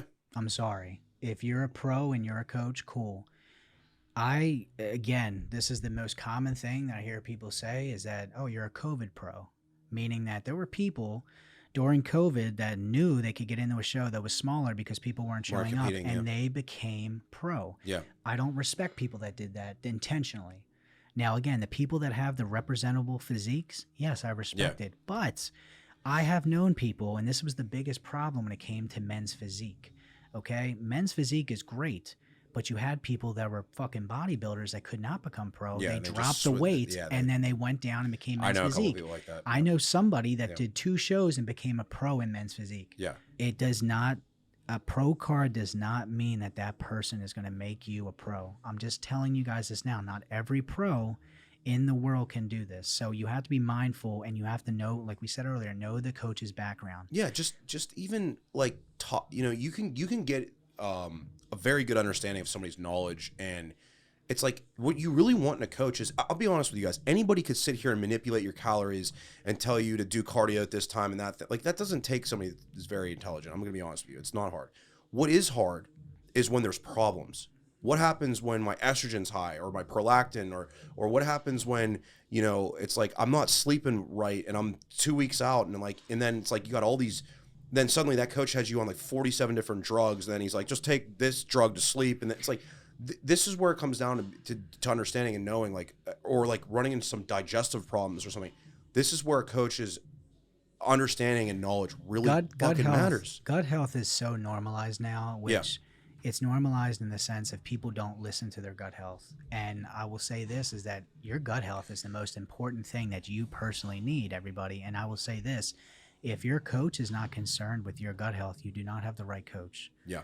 The first thing that, like I said, with the blood work with Johnny Castellini, he gave me supplements for my gut health. He told me how to take this, how to take that. He wanted to know how I felt after taking this. gut health is the most important thing when it comes to your body. And again, if you don't think, again, if you're not having 4 or 5 meals a day and you just think steroids are going to take you to the next level, it's not. Some genetic freaks maybe in the fucking 5 percentile, but if you were not eating consistently, I remember these younger kids coming out to me and saying, I said, well, how much are you eating? I said, are you eating 8 to 10 ounces of chicken per serving? Yeah. I said, how are you measuring it? And they're like, well, I just throw in the ball. I know how much. I'm like, how do you know? Again, 8 ounces of chicken and 10 ounces of chicken. They're pretty different. They're two totally different things, especially eyeballing. Yeah. But again, if you're only eating 2-3 meals a day or eating once a day, which a lot of people do, and they're like, well, this fucking gear is not working, it's fake. No, the thing is that you need to consistently eat meals like that every day. For 10 years. And that's the thing. Yeah. Like, I remember Rashaba. Yeah. Yeah. I had the film with him one time, and he told me, he's like, bro, I didn't miss a meal for like 10 fucking years. Literally. Yeah. And again, I like everything. I love his physique, but I also just love it, just his whole lifestyle. Well, I think this is a really good part to talk about this as it connects to steroids is, you know, we said this at the beginning of this, you pick your poison, right? Oh, yeah. And a lot of people, the reason they get into steroids and bodybuilding and stuff, and I'll be honest with you guys, like the reason that probably anybody's really drawn to this is because they're looking to basically fill some void inside of themselves to some extent. I'm not saying this is everybody. Okay, that's what probably brings people to it. I don't think that's what keeps people around. I think that's two different things. I've always had this extreme sense of like trying to be an excellent vocalist and a great business owner and a pro bodybuilder and all this different stuff. And I can see the reason that is the case is that it comes back to something, and I'm sure my parents are going to watch this, but my parents love me very much, but they never accepted me because I was, I'm a very different person, right? Like my sister is the more, she's the PA, and she went through, she got the 4.0, and that's the same with me. Right. So I'm the black sheep. Right. So I'm the black sheep. So I can see now, I can see now that I was driven to these things because I was looking for validation. Oh, yeah. Right. And that's okay to admit that. That's fine. That's a lot of people, that stigmatism on seeking validation is, it's not always negative. No. You want to seek validation. It can be. That's what's driving that kid to take all that gear. I can guarantee it. Yes. And so what my point is that you have to understand when I'm saying this, that you're never, if you are this person and you're just beginning down that road, you're not even going to realize it until 10 years later, right? Yeah, it's a shame, but the point is that it's part of humanity. It's just part of being a human. It's normal. We're all working through things from our childhood and things that we don't understand. I didn't start taking care of my childhood trauma until 4 years ago. Right. And you're 32, right? So you were 28. Like that's. And the thing is with that, man, is that some people can, again, it's like you're numb to your trauma. I went my whole life not knowing that I had to figure out my trauma. You didn't even know that was a thing. No. It was just a part of you. It's just your life. It's who you are. Until I really started getting more in tune with my emotions on why I was acting the way I was, why I was doing this. Taking fucking anabolics, man, when I was taking Trenbolone, and I was like, why the fuck is my life worth it anymore? Again, right. There'd be times where this is very hard to call yourself out on your own shit mentally. I remember I didn't know what was going on with me, but every time I had some type of episode, it was on a certain drug, Trenbolone. Yes. It was not good for me. But I realized that I would always think so negative. Like I think negative regularly, but this was to like times 10, where I was like 10 times harder on myself. And it was because of the shit I was taking. Yeah. And it was making me feel worthless. It was making me stress eat. It was making me not eat at all. Yeah. And then it's like you're taking this drug to help you look better or whatever. And then it's like, then you're not eating. And it's like, it messes up your mental, man. Yeah. And so, the point I was making about the validation thing is that what happens is that if you are that kind of person, you have to understand that nothing's ever going to be good enough. Right. So meaning like, you're never going to build a physique that you feel is like, oh yeah, I finally did it. Now I feel accepted, right? Because everybody's going to come up. This is what happens to me if I go out to a bar, or I go out, if I go to a new gym or something, I have countless people come up to me. Man, you're huge. Like, I want to be like you, especially the drunk guys at the bar. Oh, you're huge, man. I want to be like you. What do I have to do to be like you? It's like, you know, that was cool for the first couple years. Right now, it's kind of like, all right, dude, like I'm tired of hearing about this. Yeah. But what's funny You is get picked up on more by dudes than chicks. right. It's fucking crazy. Girls admire from afar. It's just how they Yeah, are in general. for But sure. what I'm saying is that you have to heal that internal need for validation within yourself. You have to learn to love yourself and accept yourself. I know this sounds really like spiritual and It's cliche and cliche, whatnot, but it's it's a true true. thing. You don't realize it until you're really self-seeking yourself. There's never going to be enough people that tell you, you know, Brandon, you're enough girls that tell you, I love you and you're so good looking and you're jacked and you're so successful and everything. If you don't feel those things yourself, does not matter how many people tell you that. It does not matter what I personally feel, like how many people have told me over the years, your music's changed my life.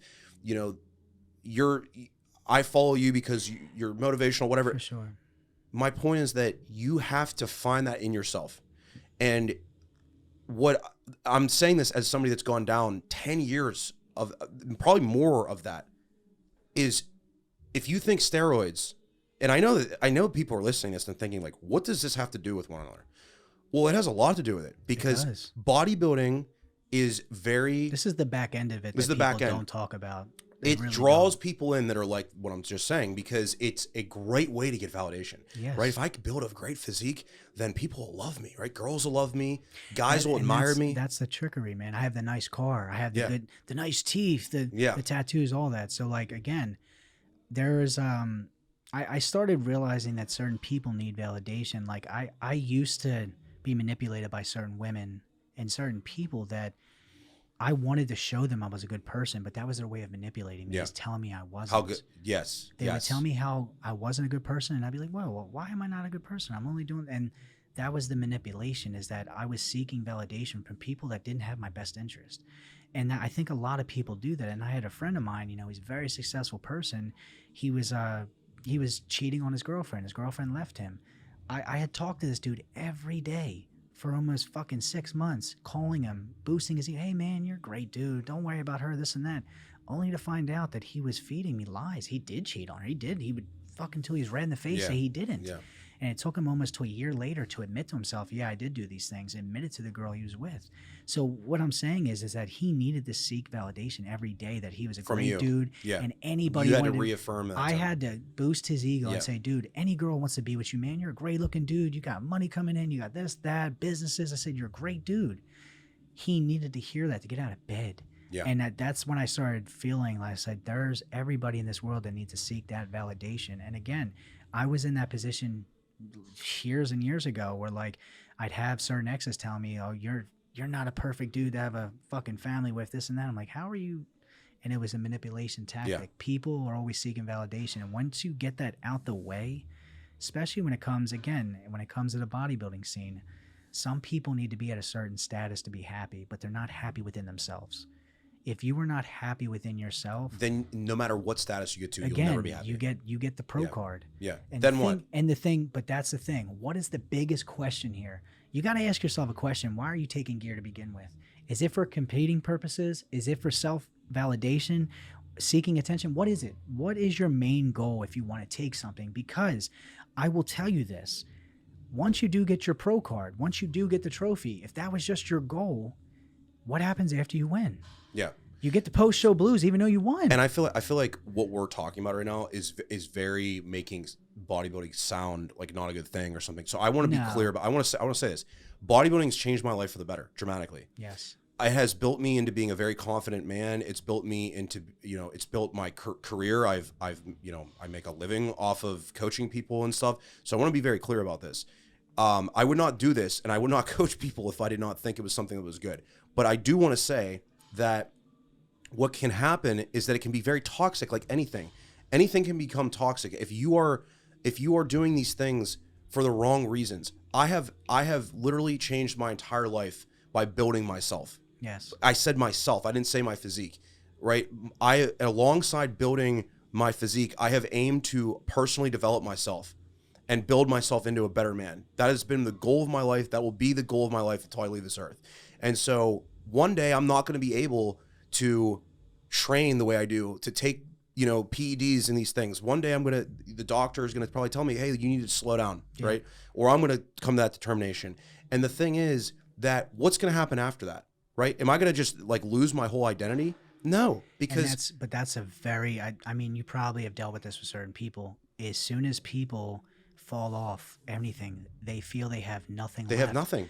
But the thing is, everybody, is that you do have so much more to give to this life besides that Your physique, part of it. whether And you're that's the fit. big, and that's the mental side of everything when it comes to bodybuilding. Don't just think. And again, I've always respected my one client, Carlos Thomas Jr. Oh, I because love him. Yeah. Carlos, number one, if you talk to him for 5 minutes, you just see what a great dude he is. His dad is at everything he does. What a great family. I've met his whole family, amazing people.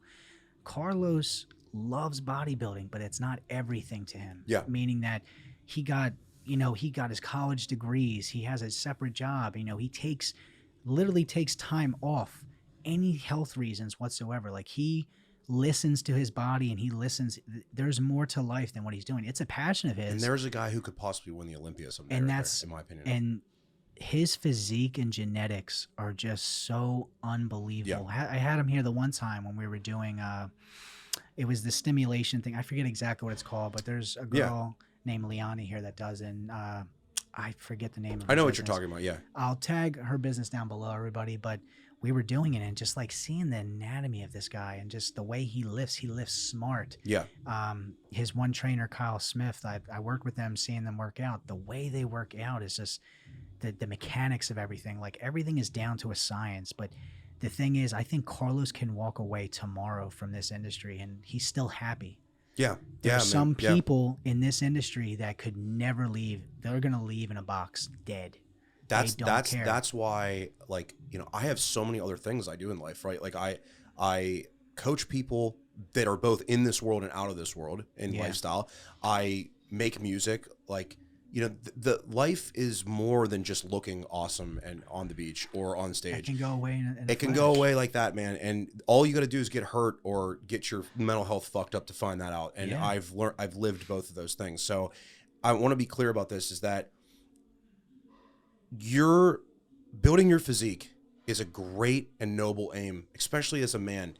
I am a man, so that's the only experience I can talk about. There's merit to this as female as well, but I'm talking to men right now, because men are the guys that are blasting trend and stuff for the most part. Yeah. So I know some women doing it, but I know, I don't even want to get into that. I know. But what I want to say is that if you think that you're just going to build this amazing physique and all your problems are going to go away, it's not going to happen. No. You're going to... There'll be more opportunity in some ways, but it's not going to make your problems go away. You know what? I'll be honest with you guys. Like, have I gotten prettier girls and more attention and more validation and all this stuff since I've become bigger and more jacked? Yeah, I have. I'm not going to sit here and lie to you. Yes, I have.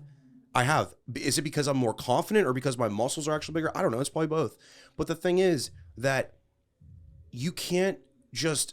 That cannot be your whole aim in life. No. You need to have what really is going to make men, we're talking about mental health here, what makes men happiest and most fulfilled and have the most sense of accomplishment in their life is having a purpose.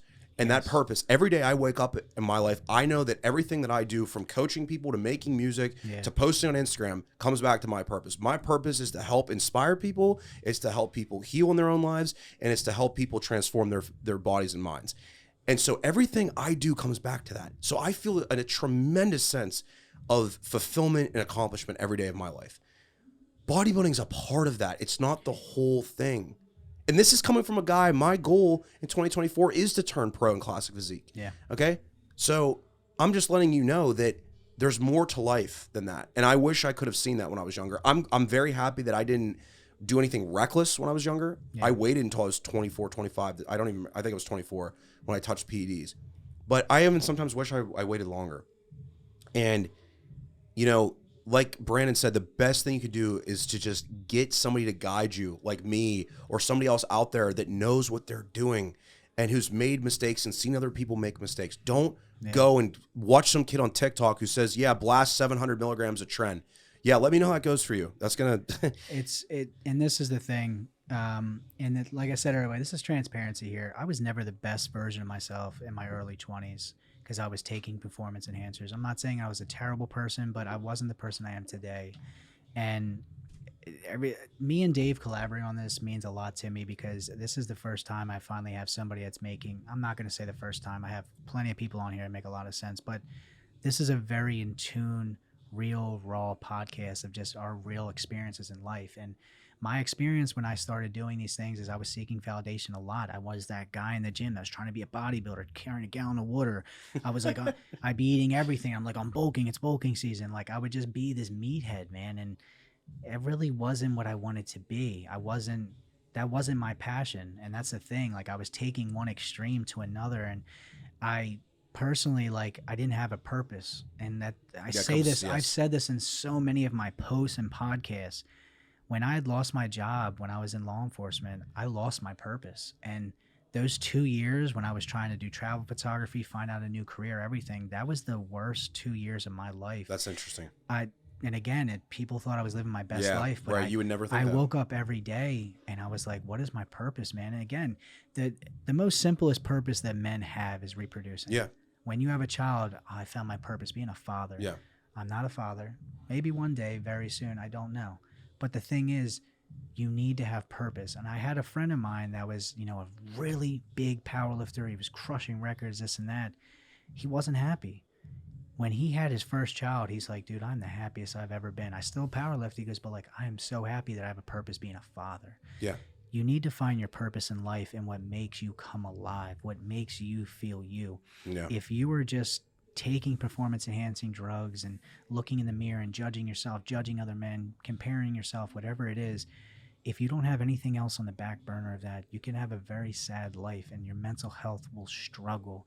And this is primarily the reason why I wanted to make this stuff. There's many reasons, but the steroid use and everything that is in the fitness industry is not talked about enough. I know people are now modern day talking about this stuff. Thank God. But the mental health side of it is something that needs to be in society more, because these kids are not knowing that when they're putting these drugs in their body, if they're not doing it right, they could be health effects, the mental side of it, everything. And again, man, I just always think about this when I think about a younger kid. I think about my young self taking fucking Trenbolone and taking all this fucking gear while having a mental breakdown. I would have killed myself. Yes. And that's what I fear the most, is because I'm not saying this younger generation is softer. They are in some ways.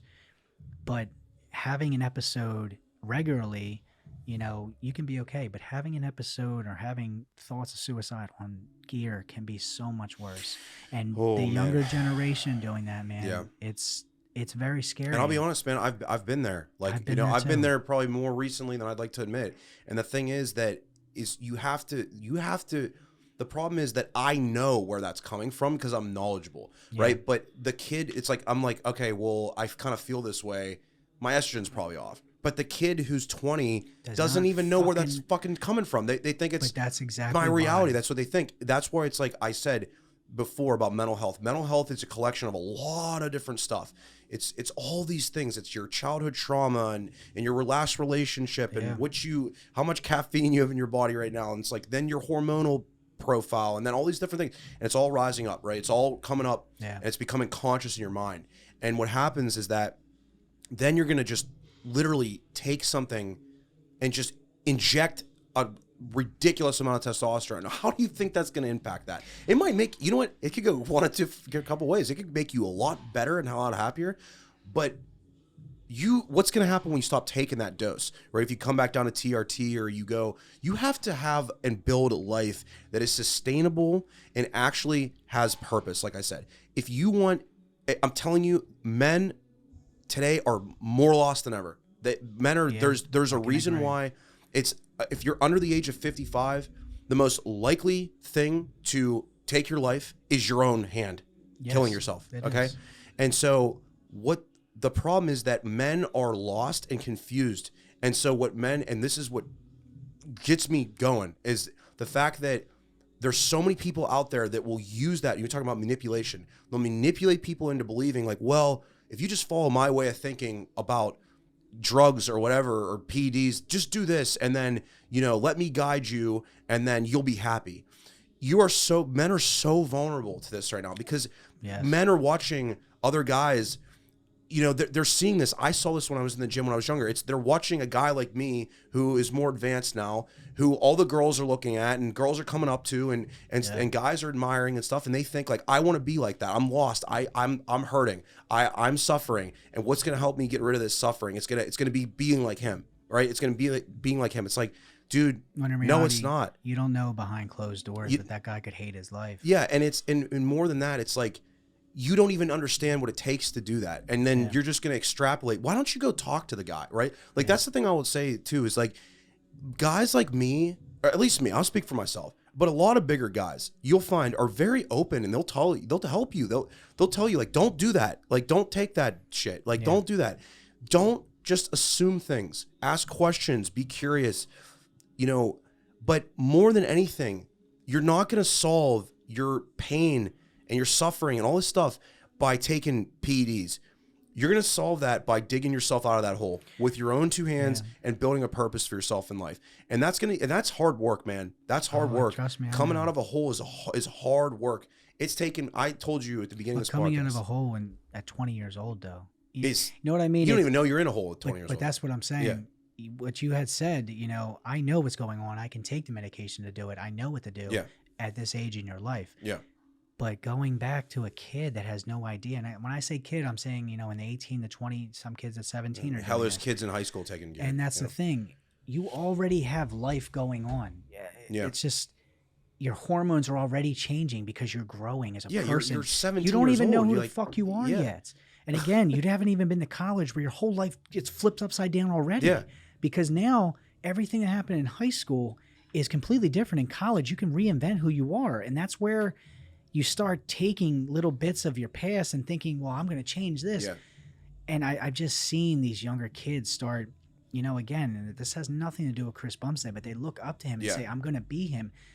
You can be him, but you cannot be him in 2 fucking years. Yeah. Chris Bumstead, you know, he's you're like seeing, 29 years old. He's 28, 29. And the thing is that guy went through up and back to be where he's at. And that's why a lot of people respect him. And they're like, well, I want to be like Chris Bumstead. Well, you have to do the same path he did. He went through some fucked up shit. Yeah. And again, everyone thinks he's the most attractive dude this night, gets all these bitches. He has one woman, but him and his woman have been through shit. Yeah, they have. They have. She had put up posts before where they were no longer speaking, and then they worked it out. But that's another thing, is that when you have, again, mental health side of this, imagine dating someone that's toxic and doesn't understand your mental health, and then you're still taking gear.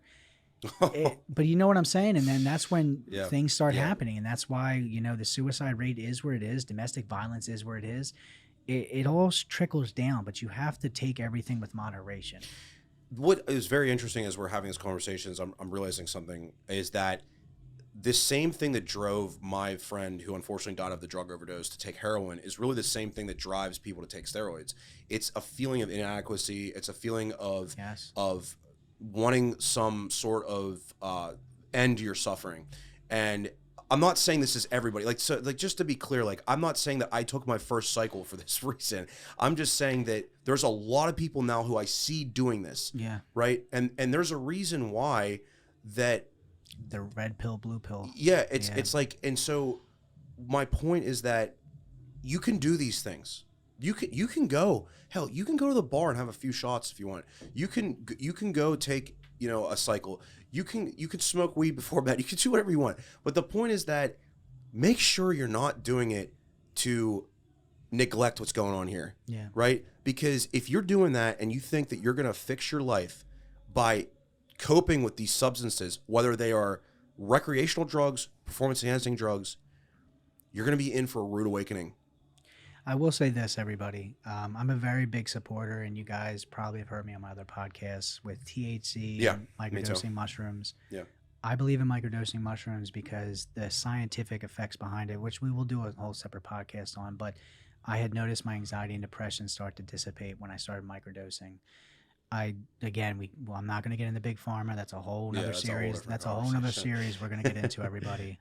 David's going to be here for plenty more episodes, but I noticed, marijuana I think is not really a drug, but it is in a way. It Yeah. does help people. Yeah. When I was getting seizures at the time from my injury, from being in law enforcement, right around that time, it became legal in Jersey. So I'd come over here and I started experimenting with smoking edibles, and my seizures went away. I got better. Everything was great. I'm not hating on it. I wish I could still do it, but I can't anymore. The thing is that I just noticed myself start to, that was my way out at the end of the night. Yeah. That yeah. was my, I had yeah. to smoke a blunt. I had Just to to take get an to edible sleep just to and- get to yeah, sleep. yeah. And then when I was feeling down, I'd smoke and I'd forget about everything. And then it was the best feeling. I've had some of my best memories doing that, but I just started going down a road where I'm like, yeah, this isn't the most extreme, but at the same time, I'm trying to numb certain things, my issues, my problems, trying to calm down. You're dating a toxic person that's not giving you what you want, and then you're fighting within your own self, and then you're smoking, which what I was doing. So pick your poison is definitely what I always say to you people. I will say this to anybody that's going through it, and remember, you guys will have David's information, you'll have my information in the description down below. Ask us questions, Yeah. DM us, email us, whatever. If you guys want coaching from the best coach, email Dave. But the thing is that we need to make better approaches here with mental health, especially when it comes to people with PEDs, especially in the fitness industry and just overall in general health. Like you're saying, man, is like a way out, and that was Yeah. my way out. And this might be it, taking gear and getting to where you want to look. If you're still feeling empty on the inside, you're still going to feel empty even getting a pro card. Amen. Yep. And that's why we need to take precautions. You're going to still feel empty inside. If you feel empty inside, there is no amount of external reward in life that's going to heal that. Yeah. No, there's nothing you can do. You can win president of the United States. You could marry the hottest girl on the face of the earth. There's nothing's going to heal that. The only person that can heal what I just said is you, yourself, internally. You have to do the hard fucking work of healing yourself. And that might sound like cliche or whatever, but It it's is true. the most cliche It is the thing. realest thing. Take it from But two it people is that have so lived real. this. Yeah. Who've lived this. Okay, that's why we're sitting here talking about this stuff. I didn't heal that stuff by building, my 20-inch arms. It's by sitting and talking like this with a therapist and journaling and doing real shit. Taking the extra precautions. And again, my whole thing is like, yeah, I've wanted to do bodybuilding my whole life. Look great. I mean, then I got down there, why don't I want to do bodybuilding anymore? I just want to look good on the beach. Well, I want to be in shape. Well, I want to be healthy. Yeah. Now I'm like, maybe I want to do an Ironman. Maybe I want to do cycling. It's just like staying physically active is To be for my clear, mental you're talking health. about like cycling, Not cycling. Yeah, because gear. we're cycling, conversation Yeah, we're sorry. having. I want to start cycling, meaning biking, not cycling, cycle gear. That's great. But again, just like trying new things. I literally have a childhood friend that we just reconnected again after a couple years, and he was following my content on mental health, and he's going into some hard times right now where he's like, yeah, man, lost my job and I was doing day trading, but day trading was just getting me money and I'm not really happy doing that. Now I feel depressed. He's like, what do I do? This and that. I'm like, dude, find what makes you happy and makes you come alive as a person. I love traveling. All right. The fact I just got into the trucking industry. I like that I can travel doing trucking, Yeah, but on top awesome. of that, I'm making my own content now. And that makes me happy, making content like this or just making blogging content. That's what makes me happy, is like showing people my day to day and doing stuff. The thing is, I mean, most cliche thing you'll ever hear is, do what you love. You'll never work a day in your life. And Amen.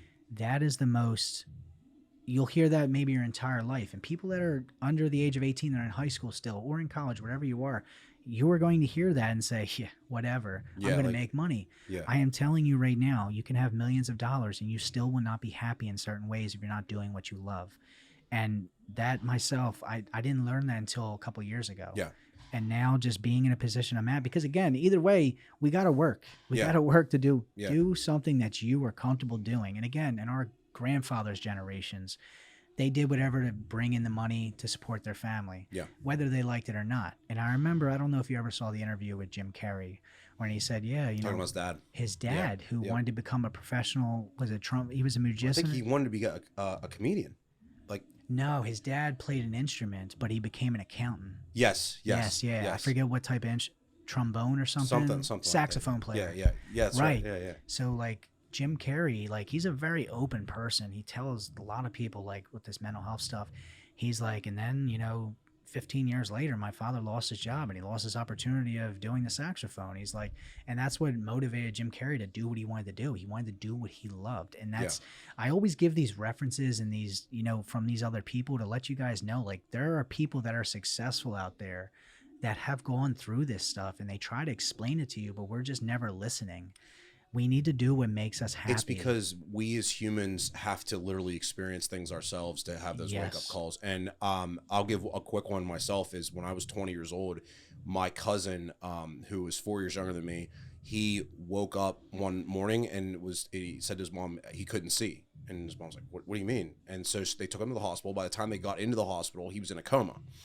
And in the process of that transition from getting him from the house to the hospital, once he woke up from the coma, he was paraplegic, he was blind, deaf to a certain extent, and in a lot of ways, if you saw him now, you would, and this is 10 years later, you would basically, you would question if he was really even there at all, right? And so that was very, very hard for me to go through. But what that taught me at a young age was, dude, you can have it all taken away from you like that. Yes. And that kid did nothing wrong. He never smoked weed. He never drank alcohol. Nothing. He was a perfect kid. Yeah. And I thought to myself, man, what is the purpose of going and living a life that I don't even care about? Like for what? I could wake up tomorrow. That could be me tomorrow. Yeah. That could be me. I'd be me driving home tonight. Like, so that at a very early age had that impact on me. And I think you bring up the Jim Carrey thing. It's like when you see somebody who took it, get life taken away from them so much like that, you are forever different because of that. When it's close to you like that. Yeah. And so I learned at a very young age, like playing it safe means nothing at all. Yeah. You are so much better off. That's in business too, though. That's everything.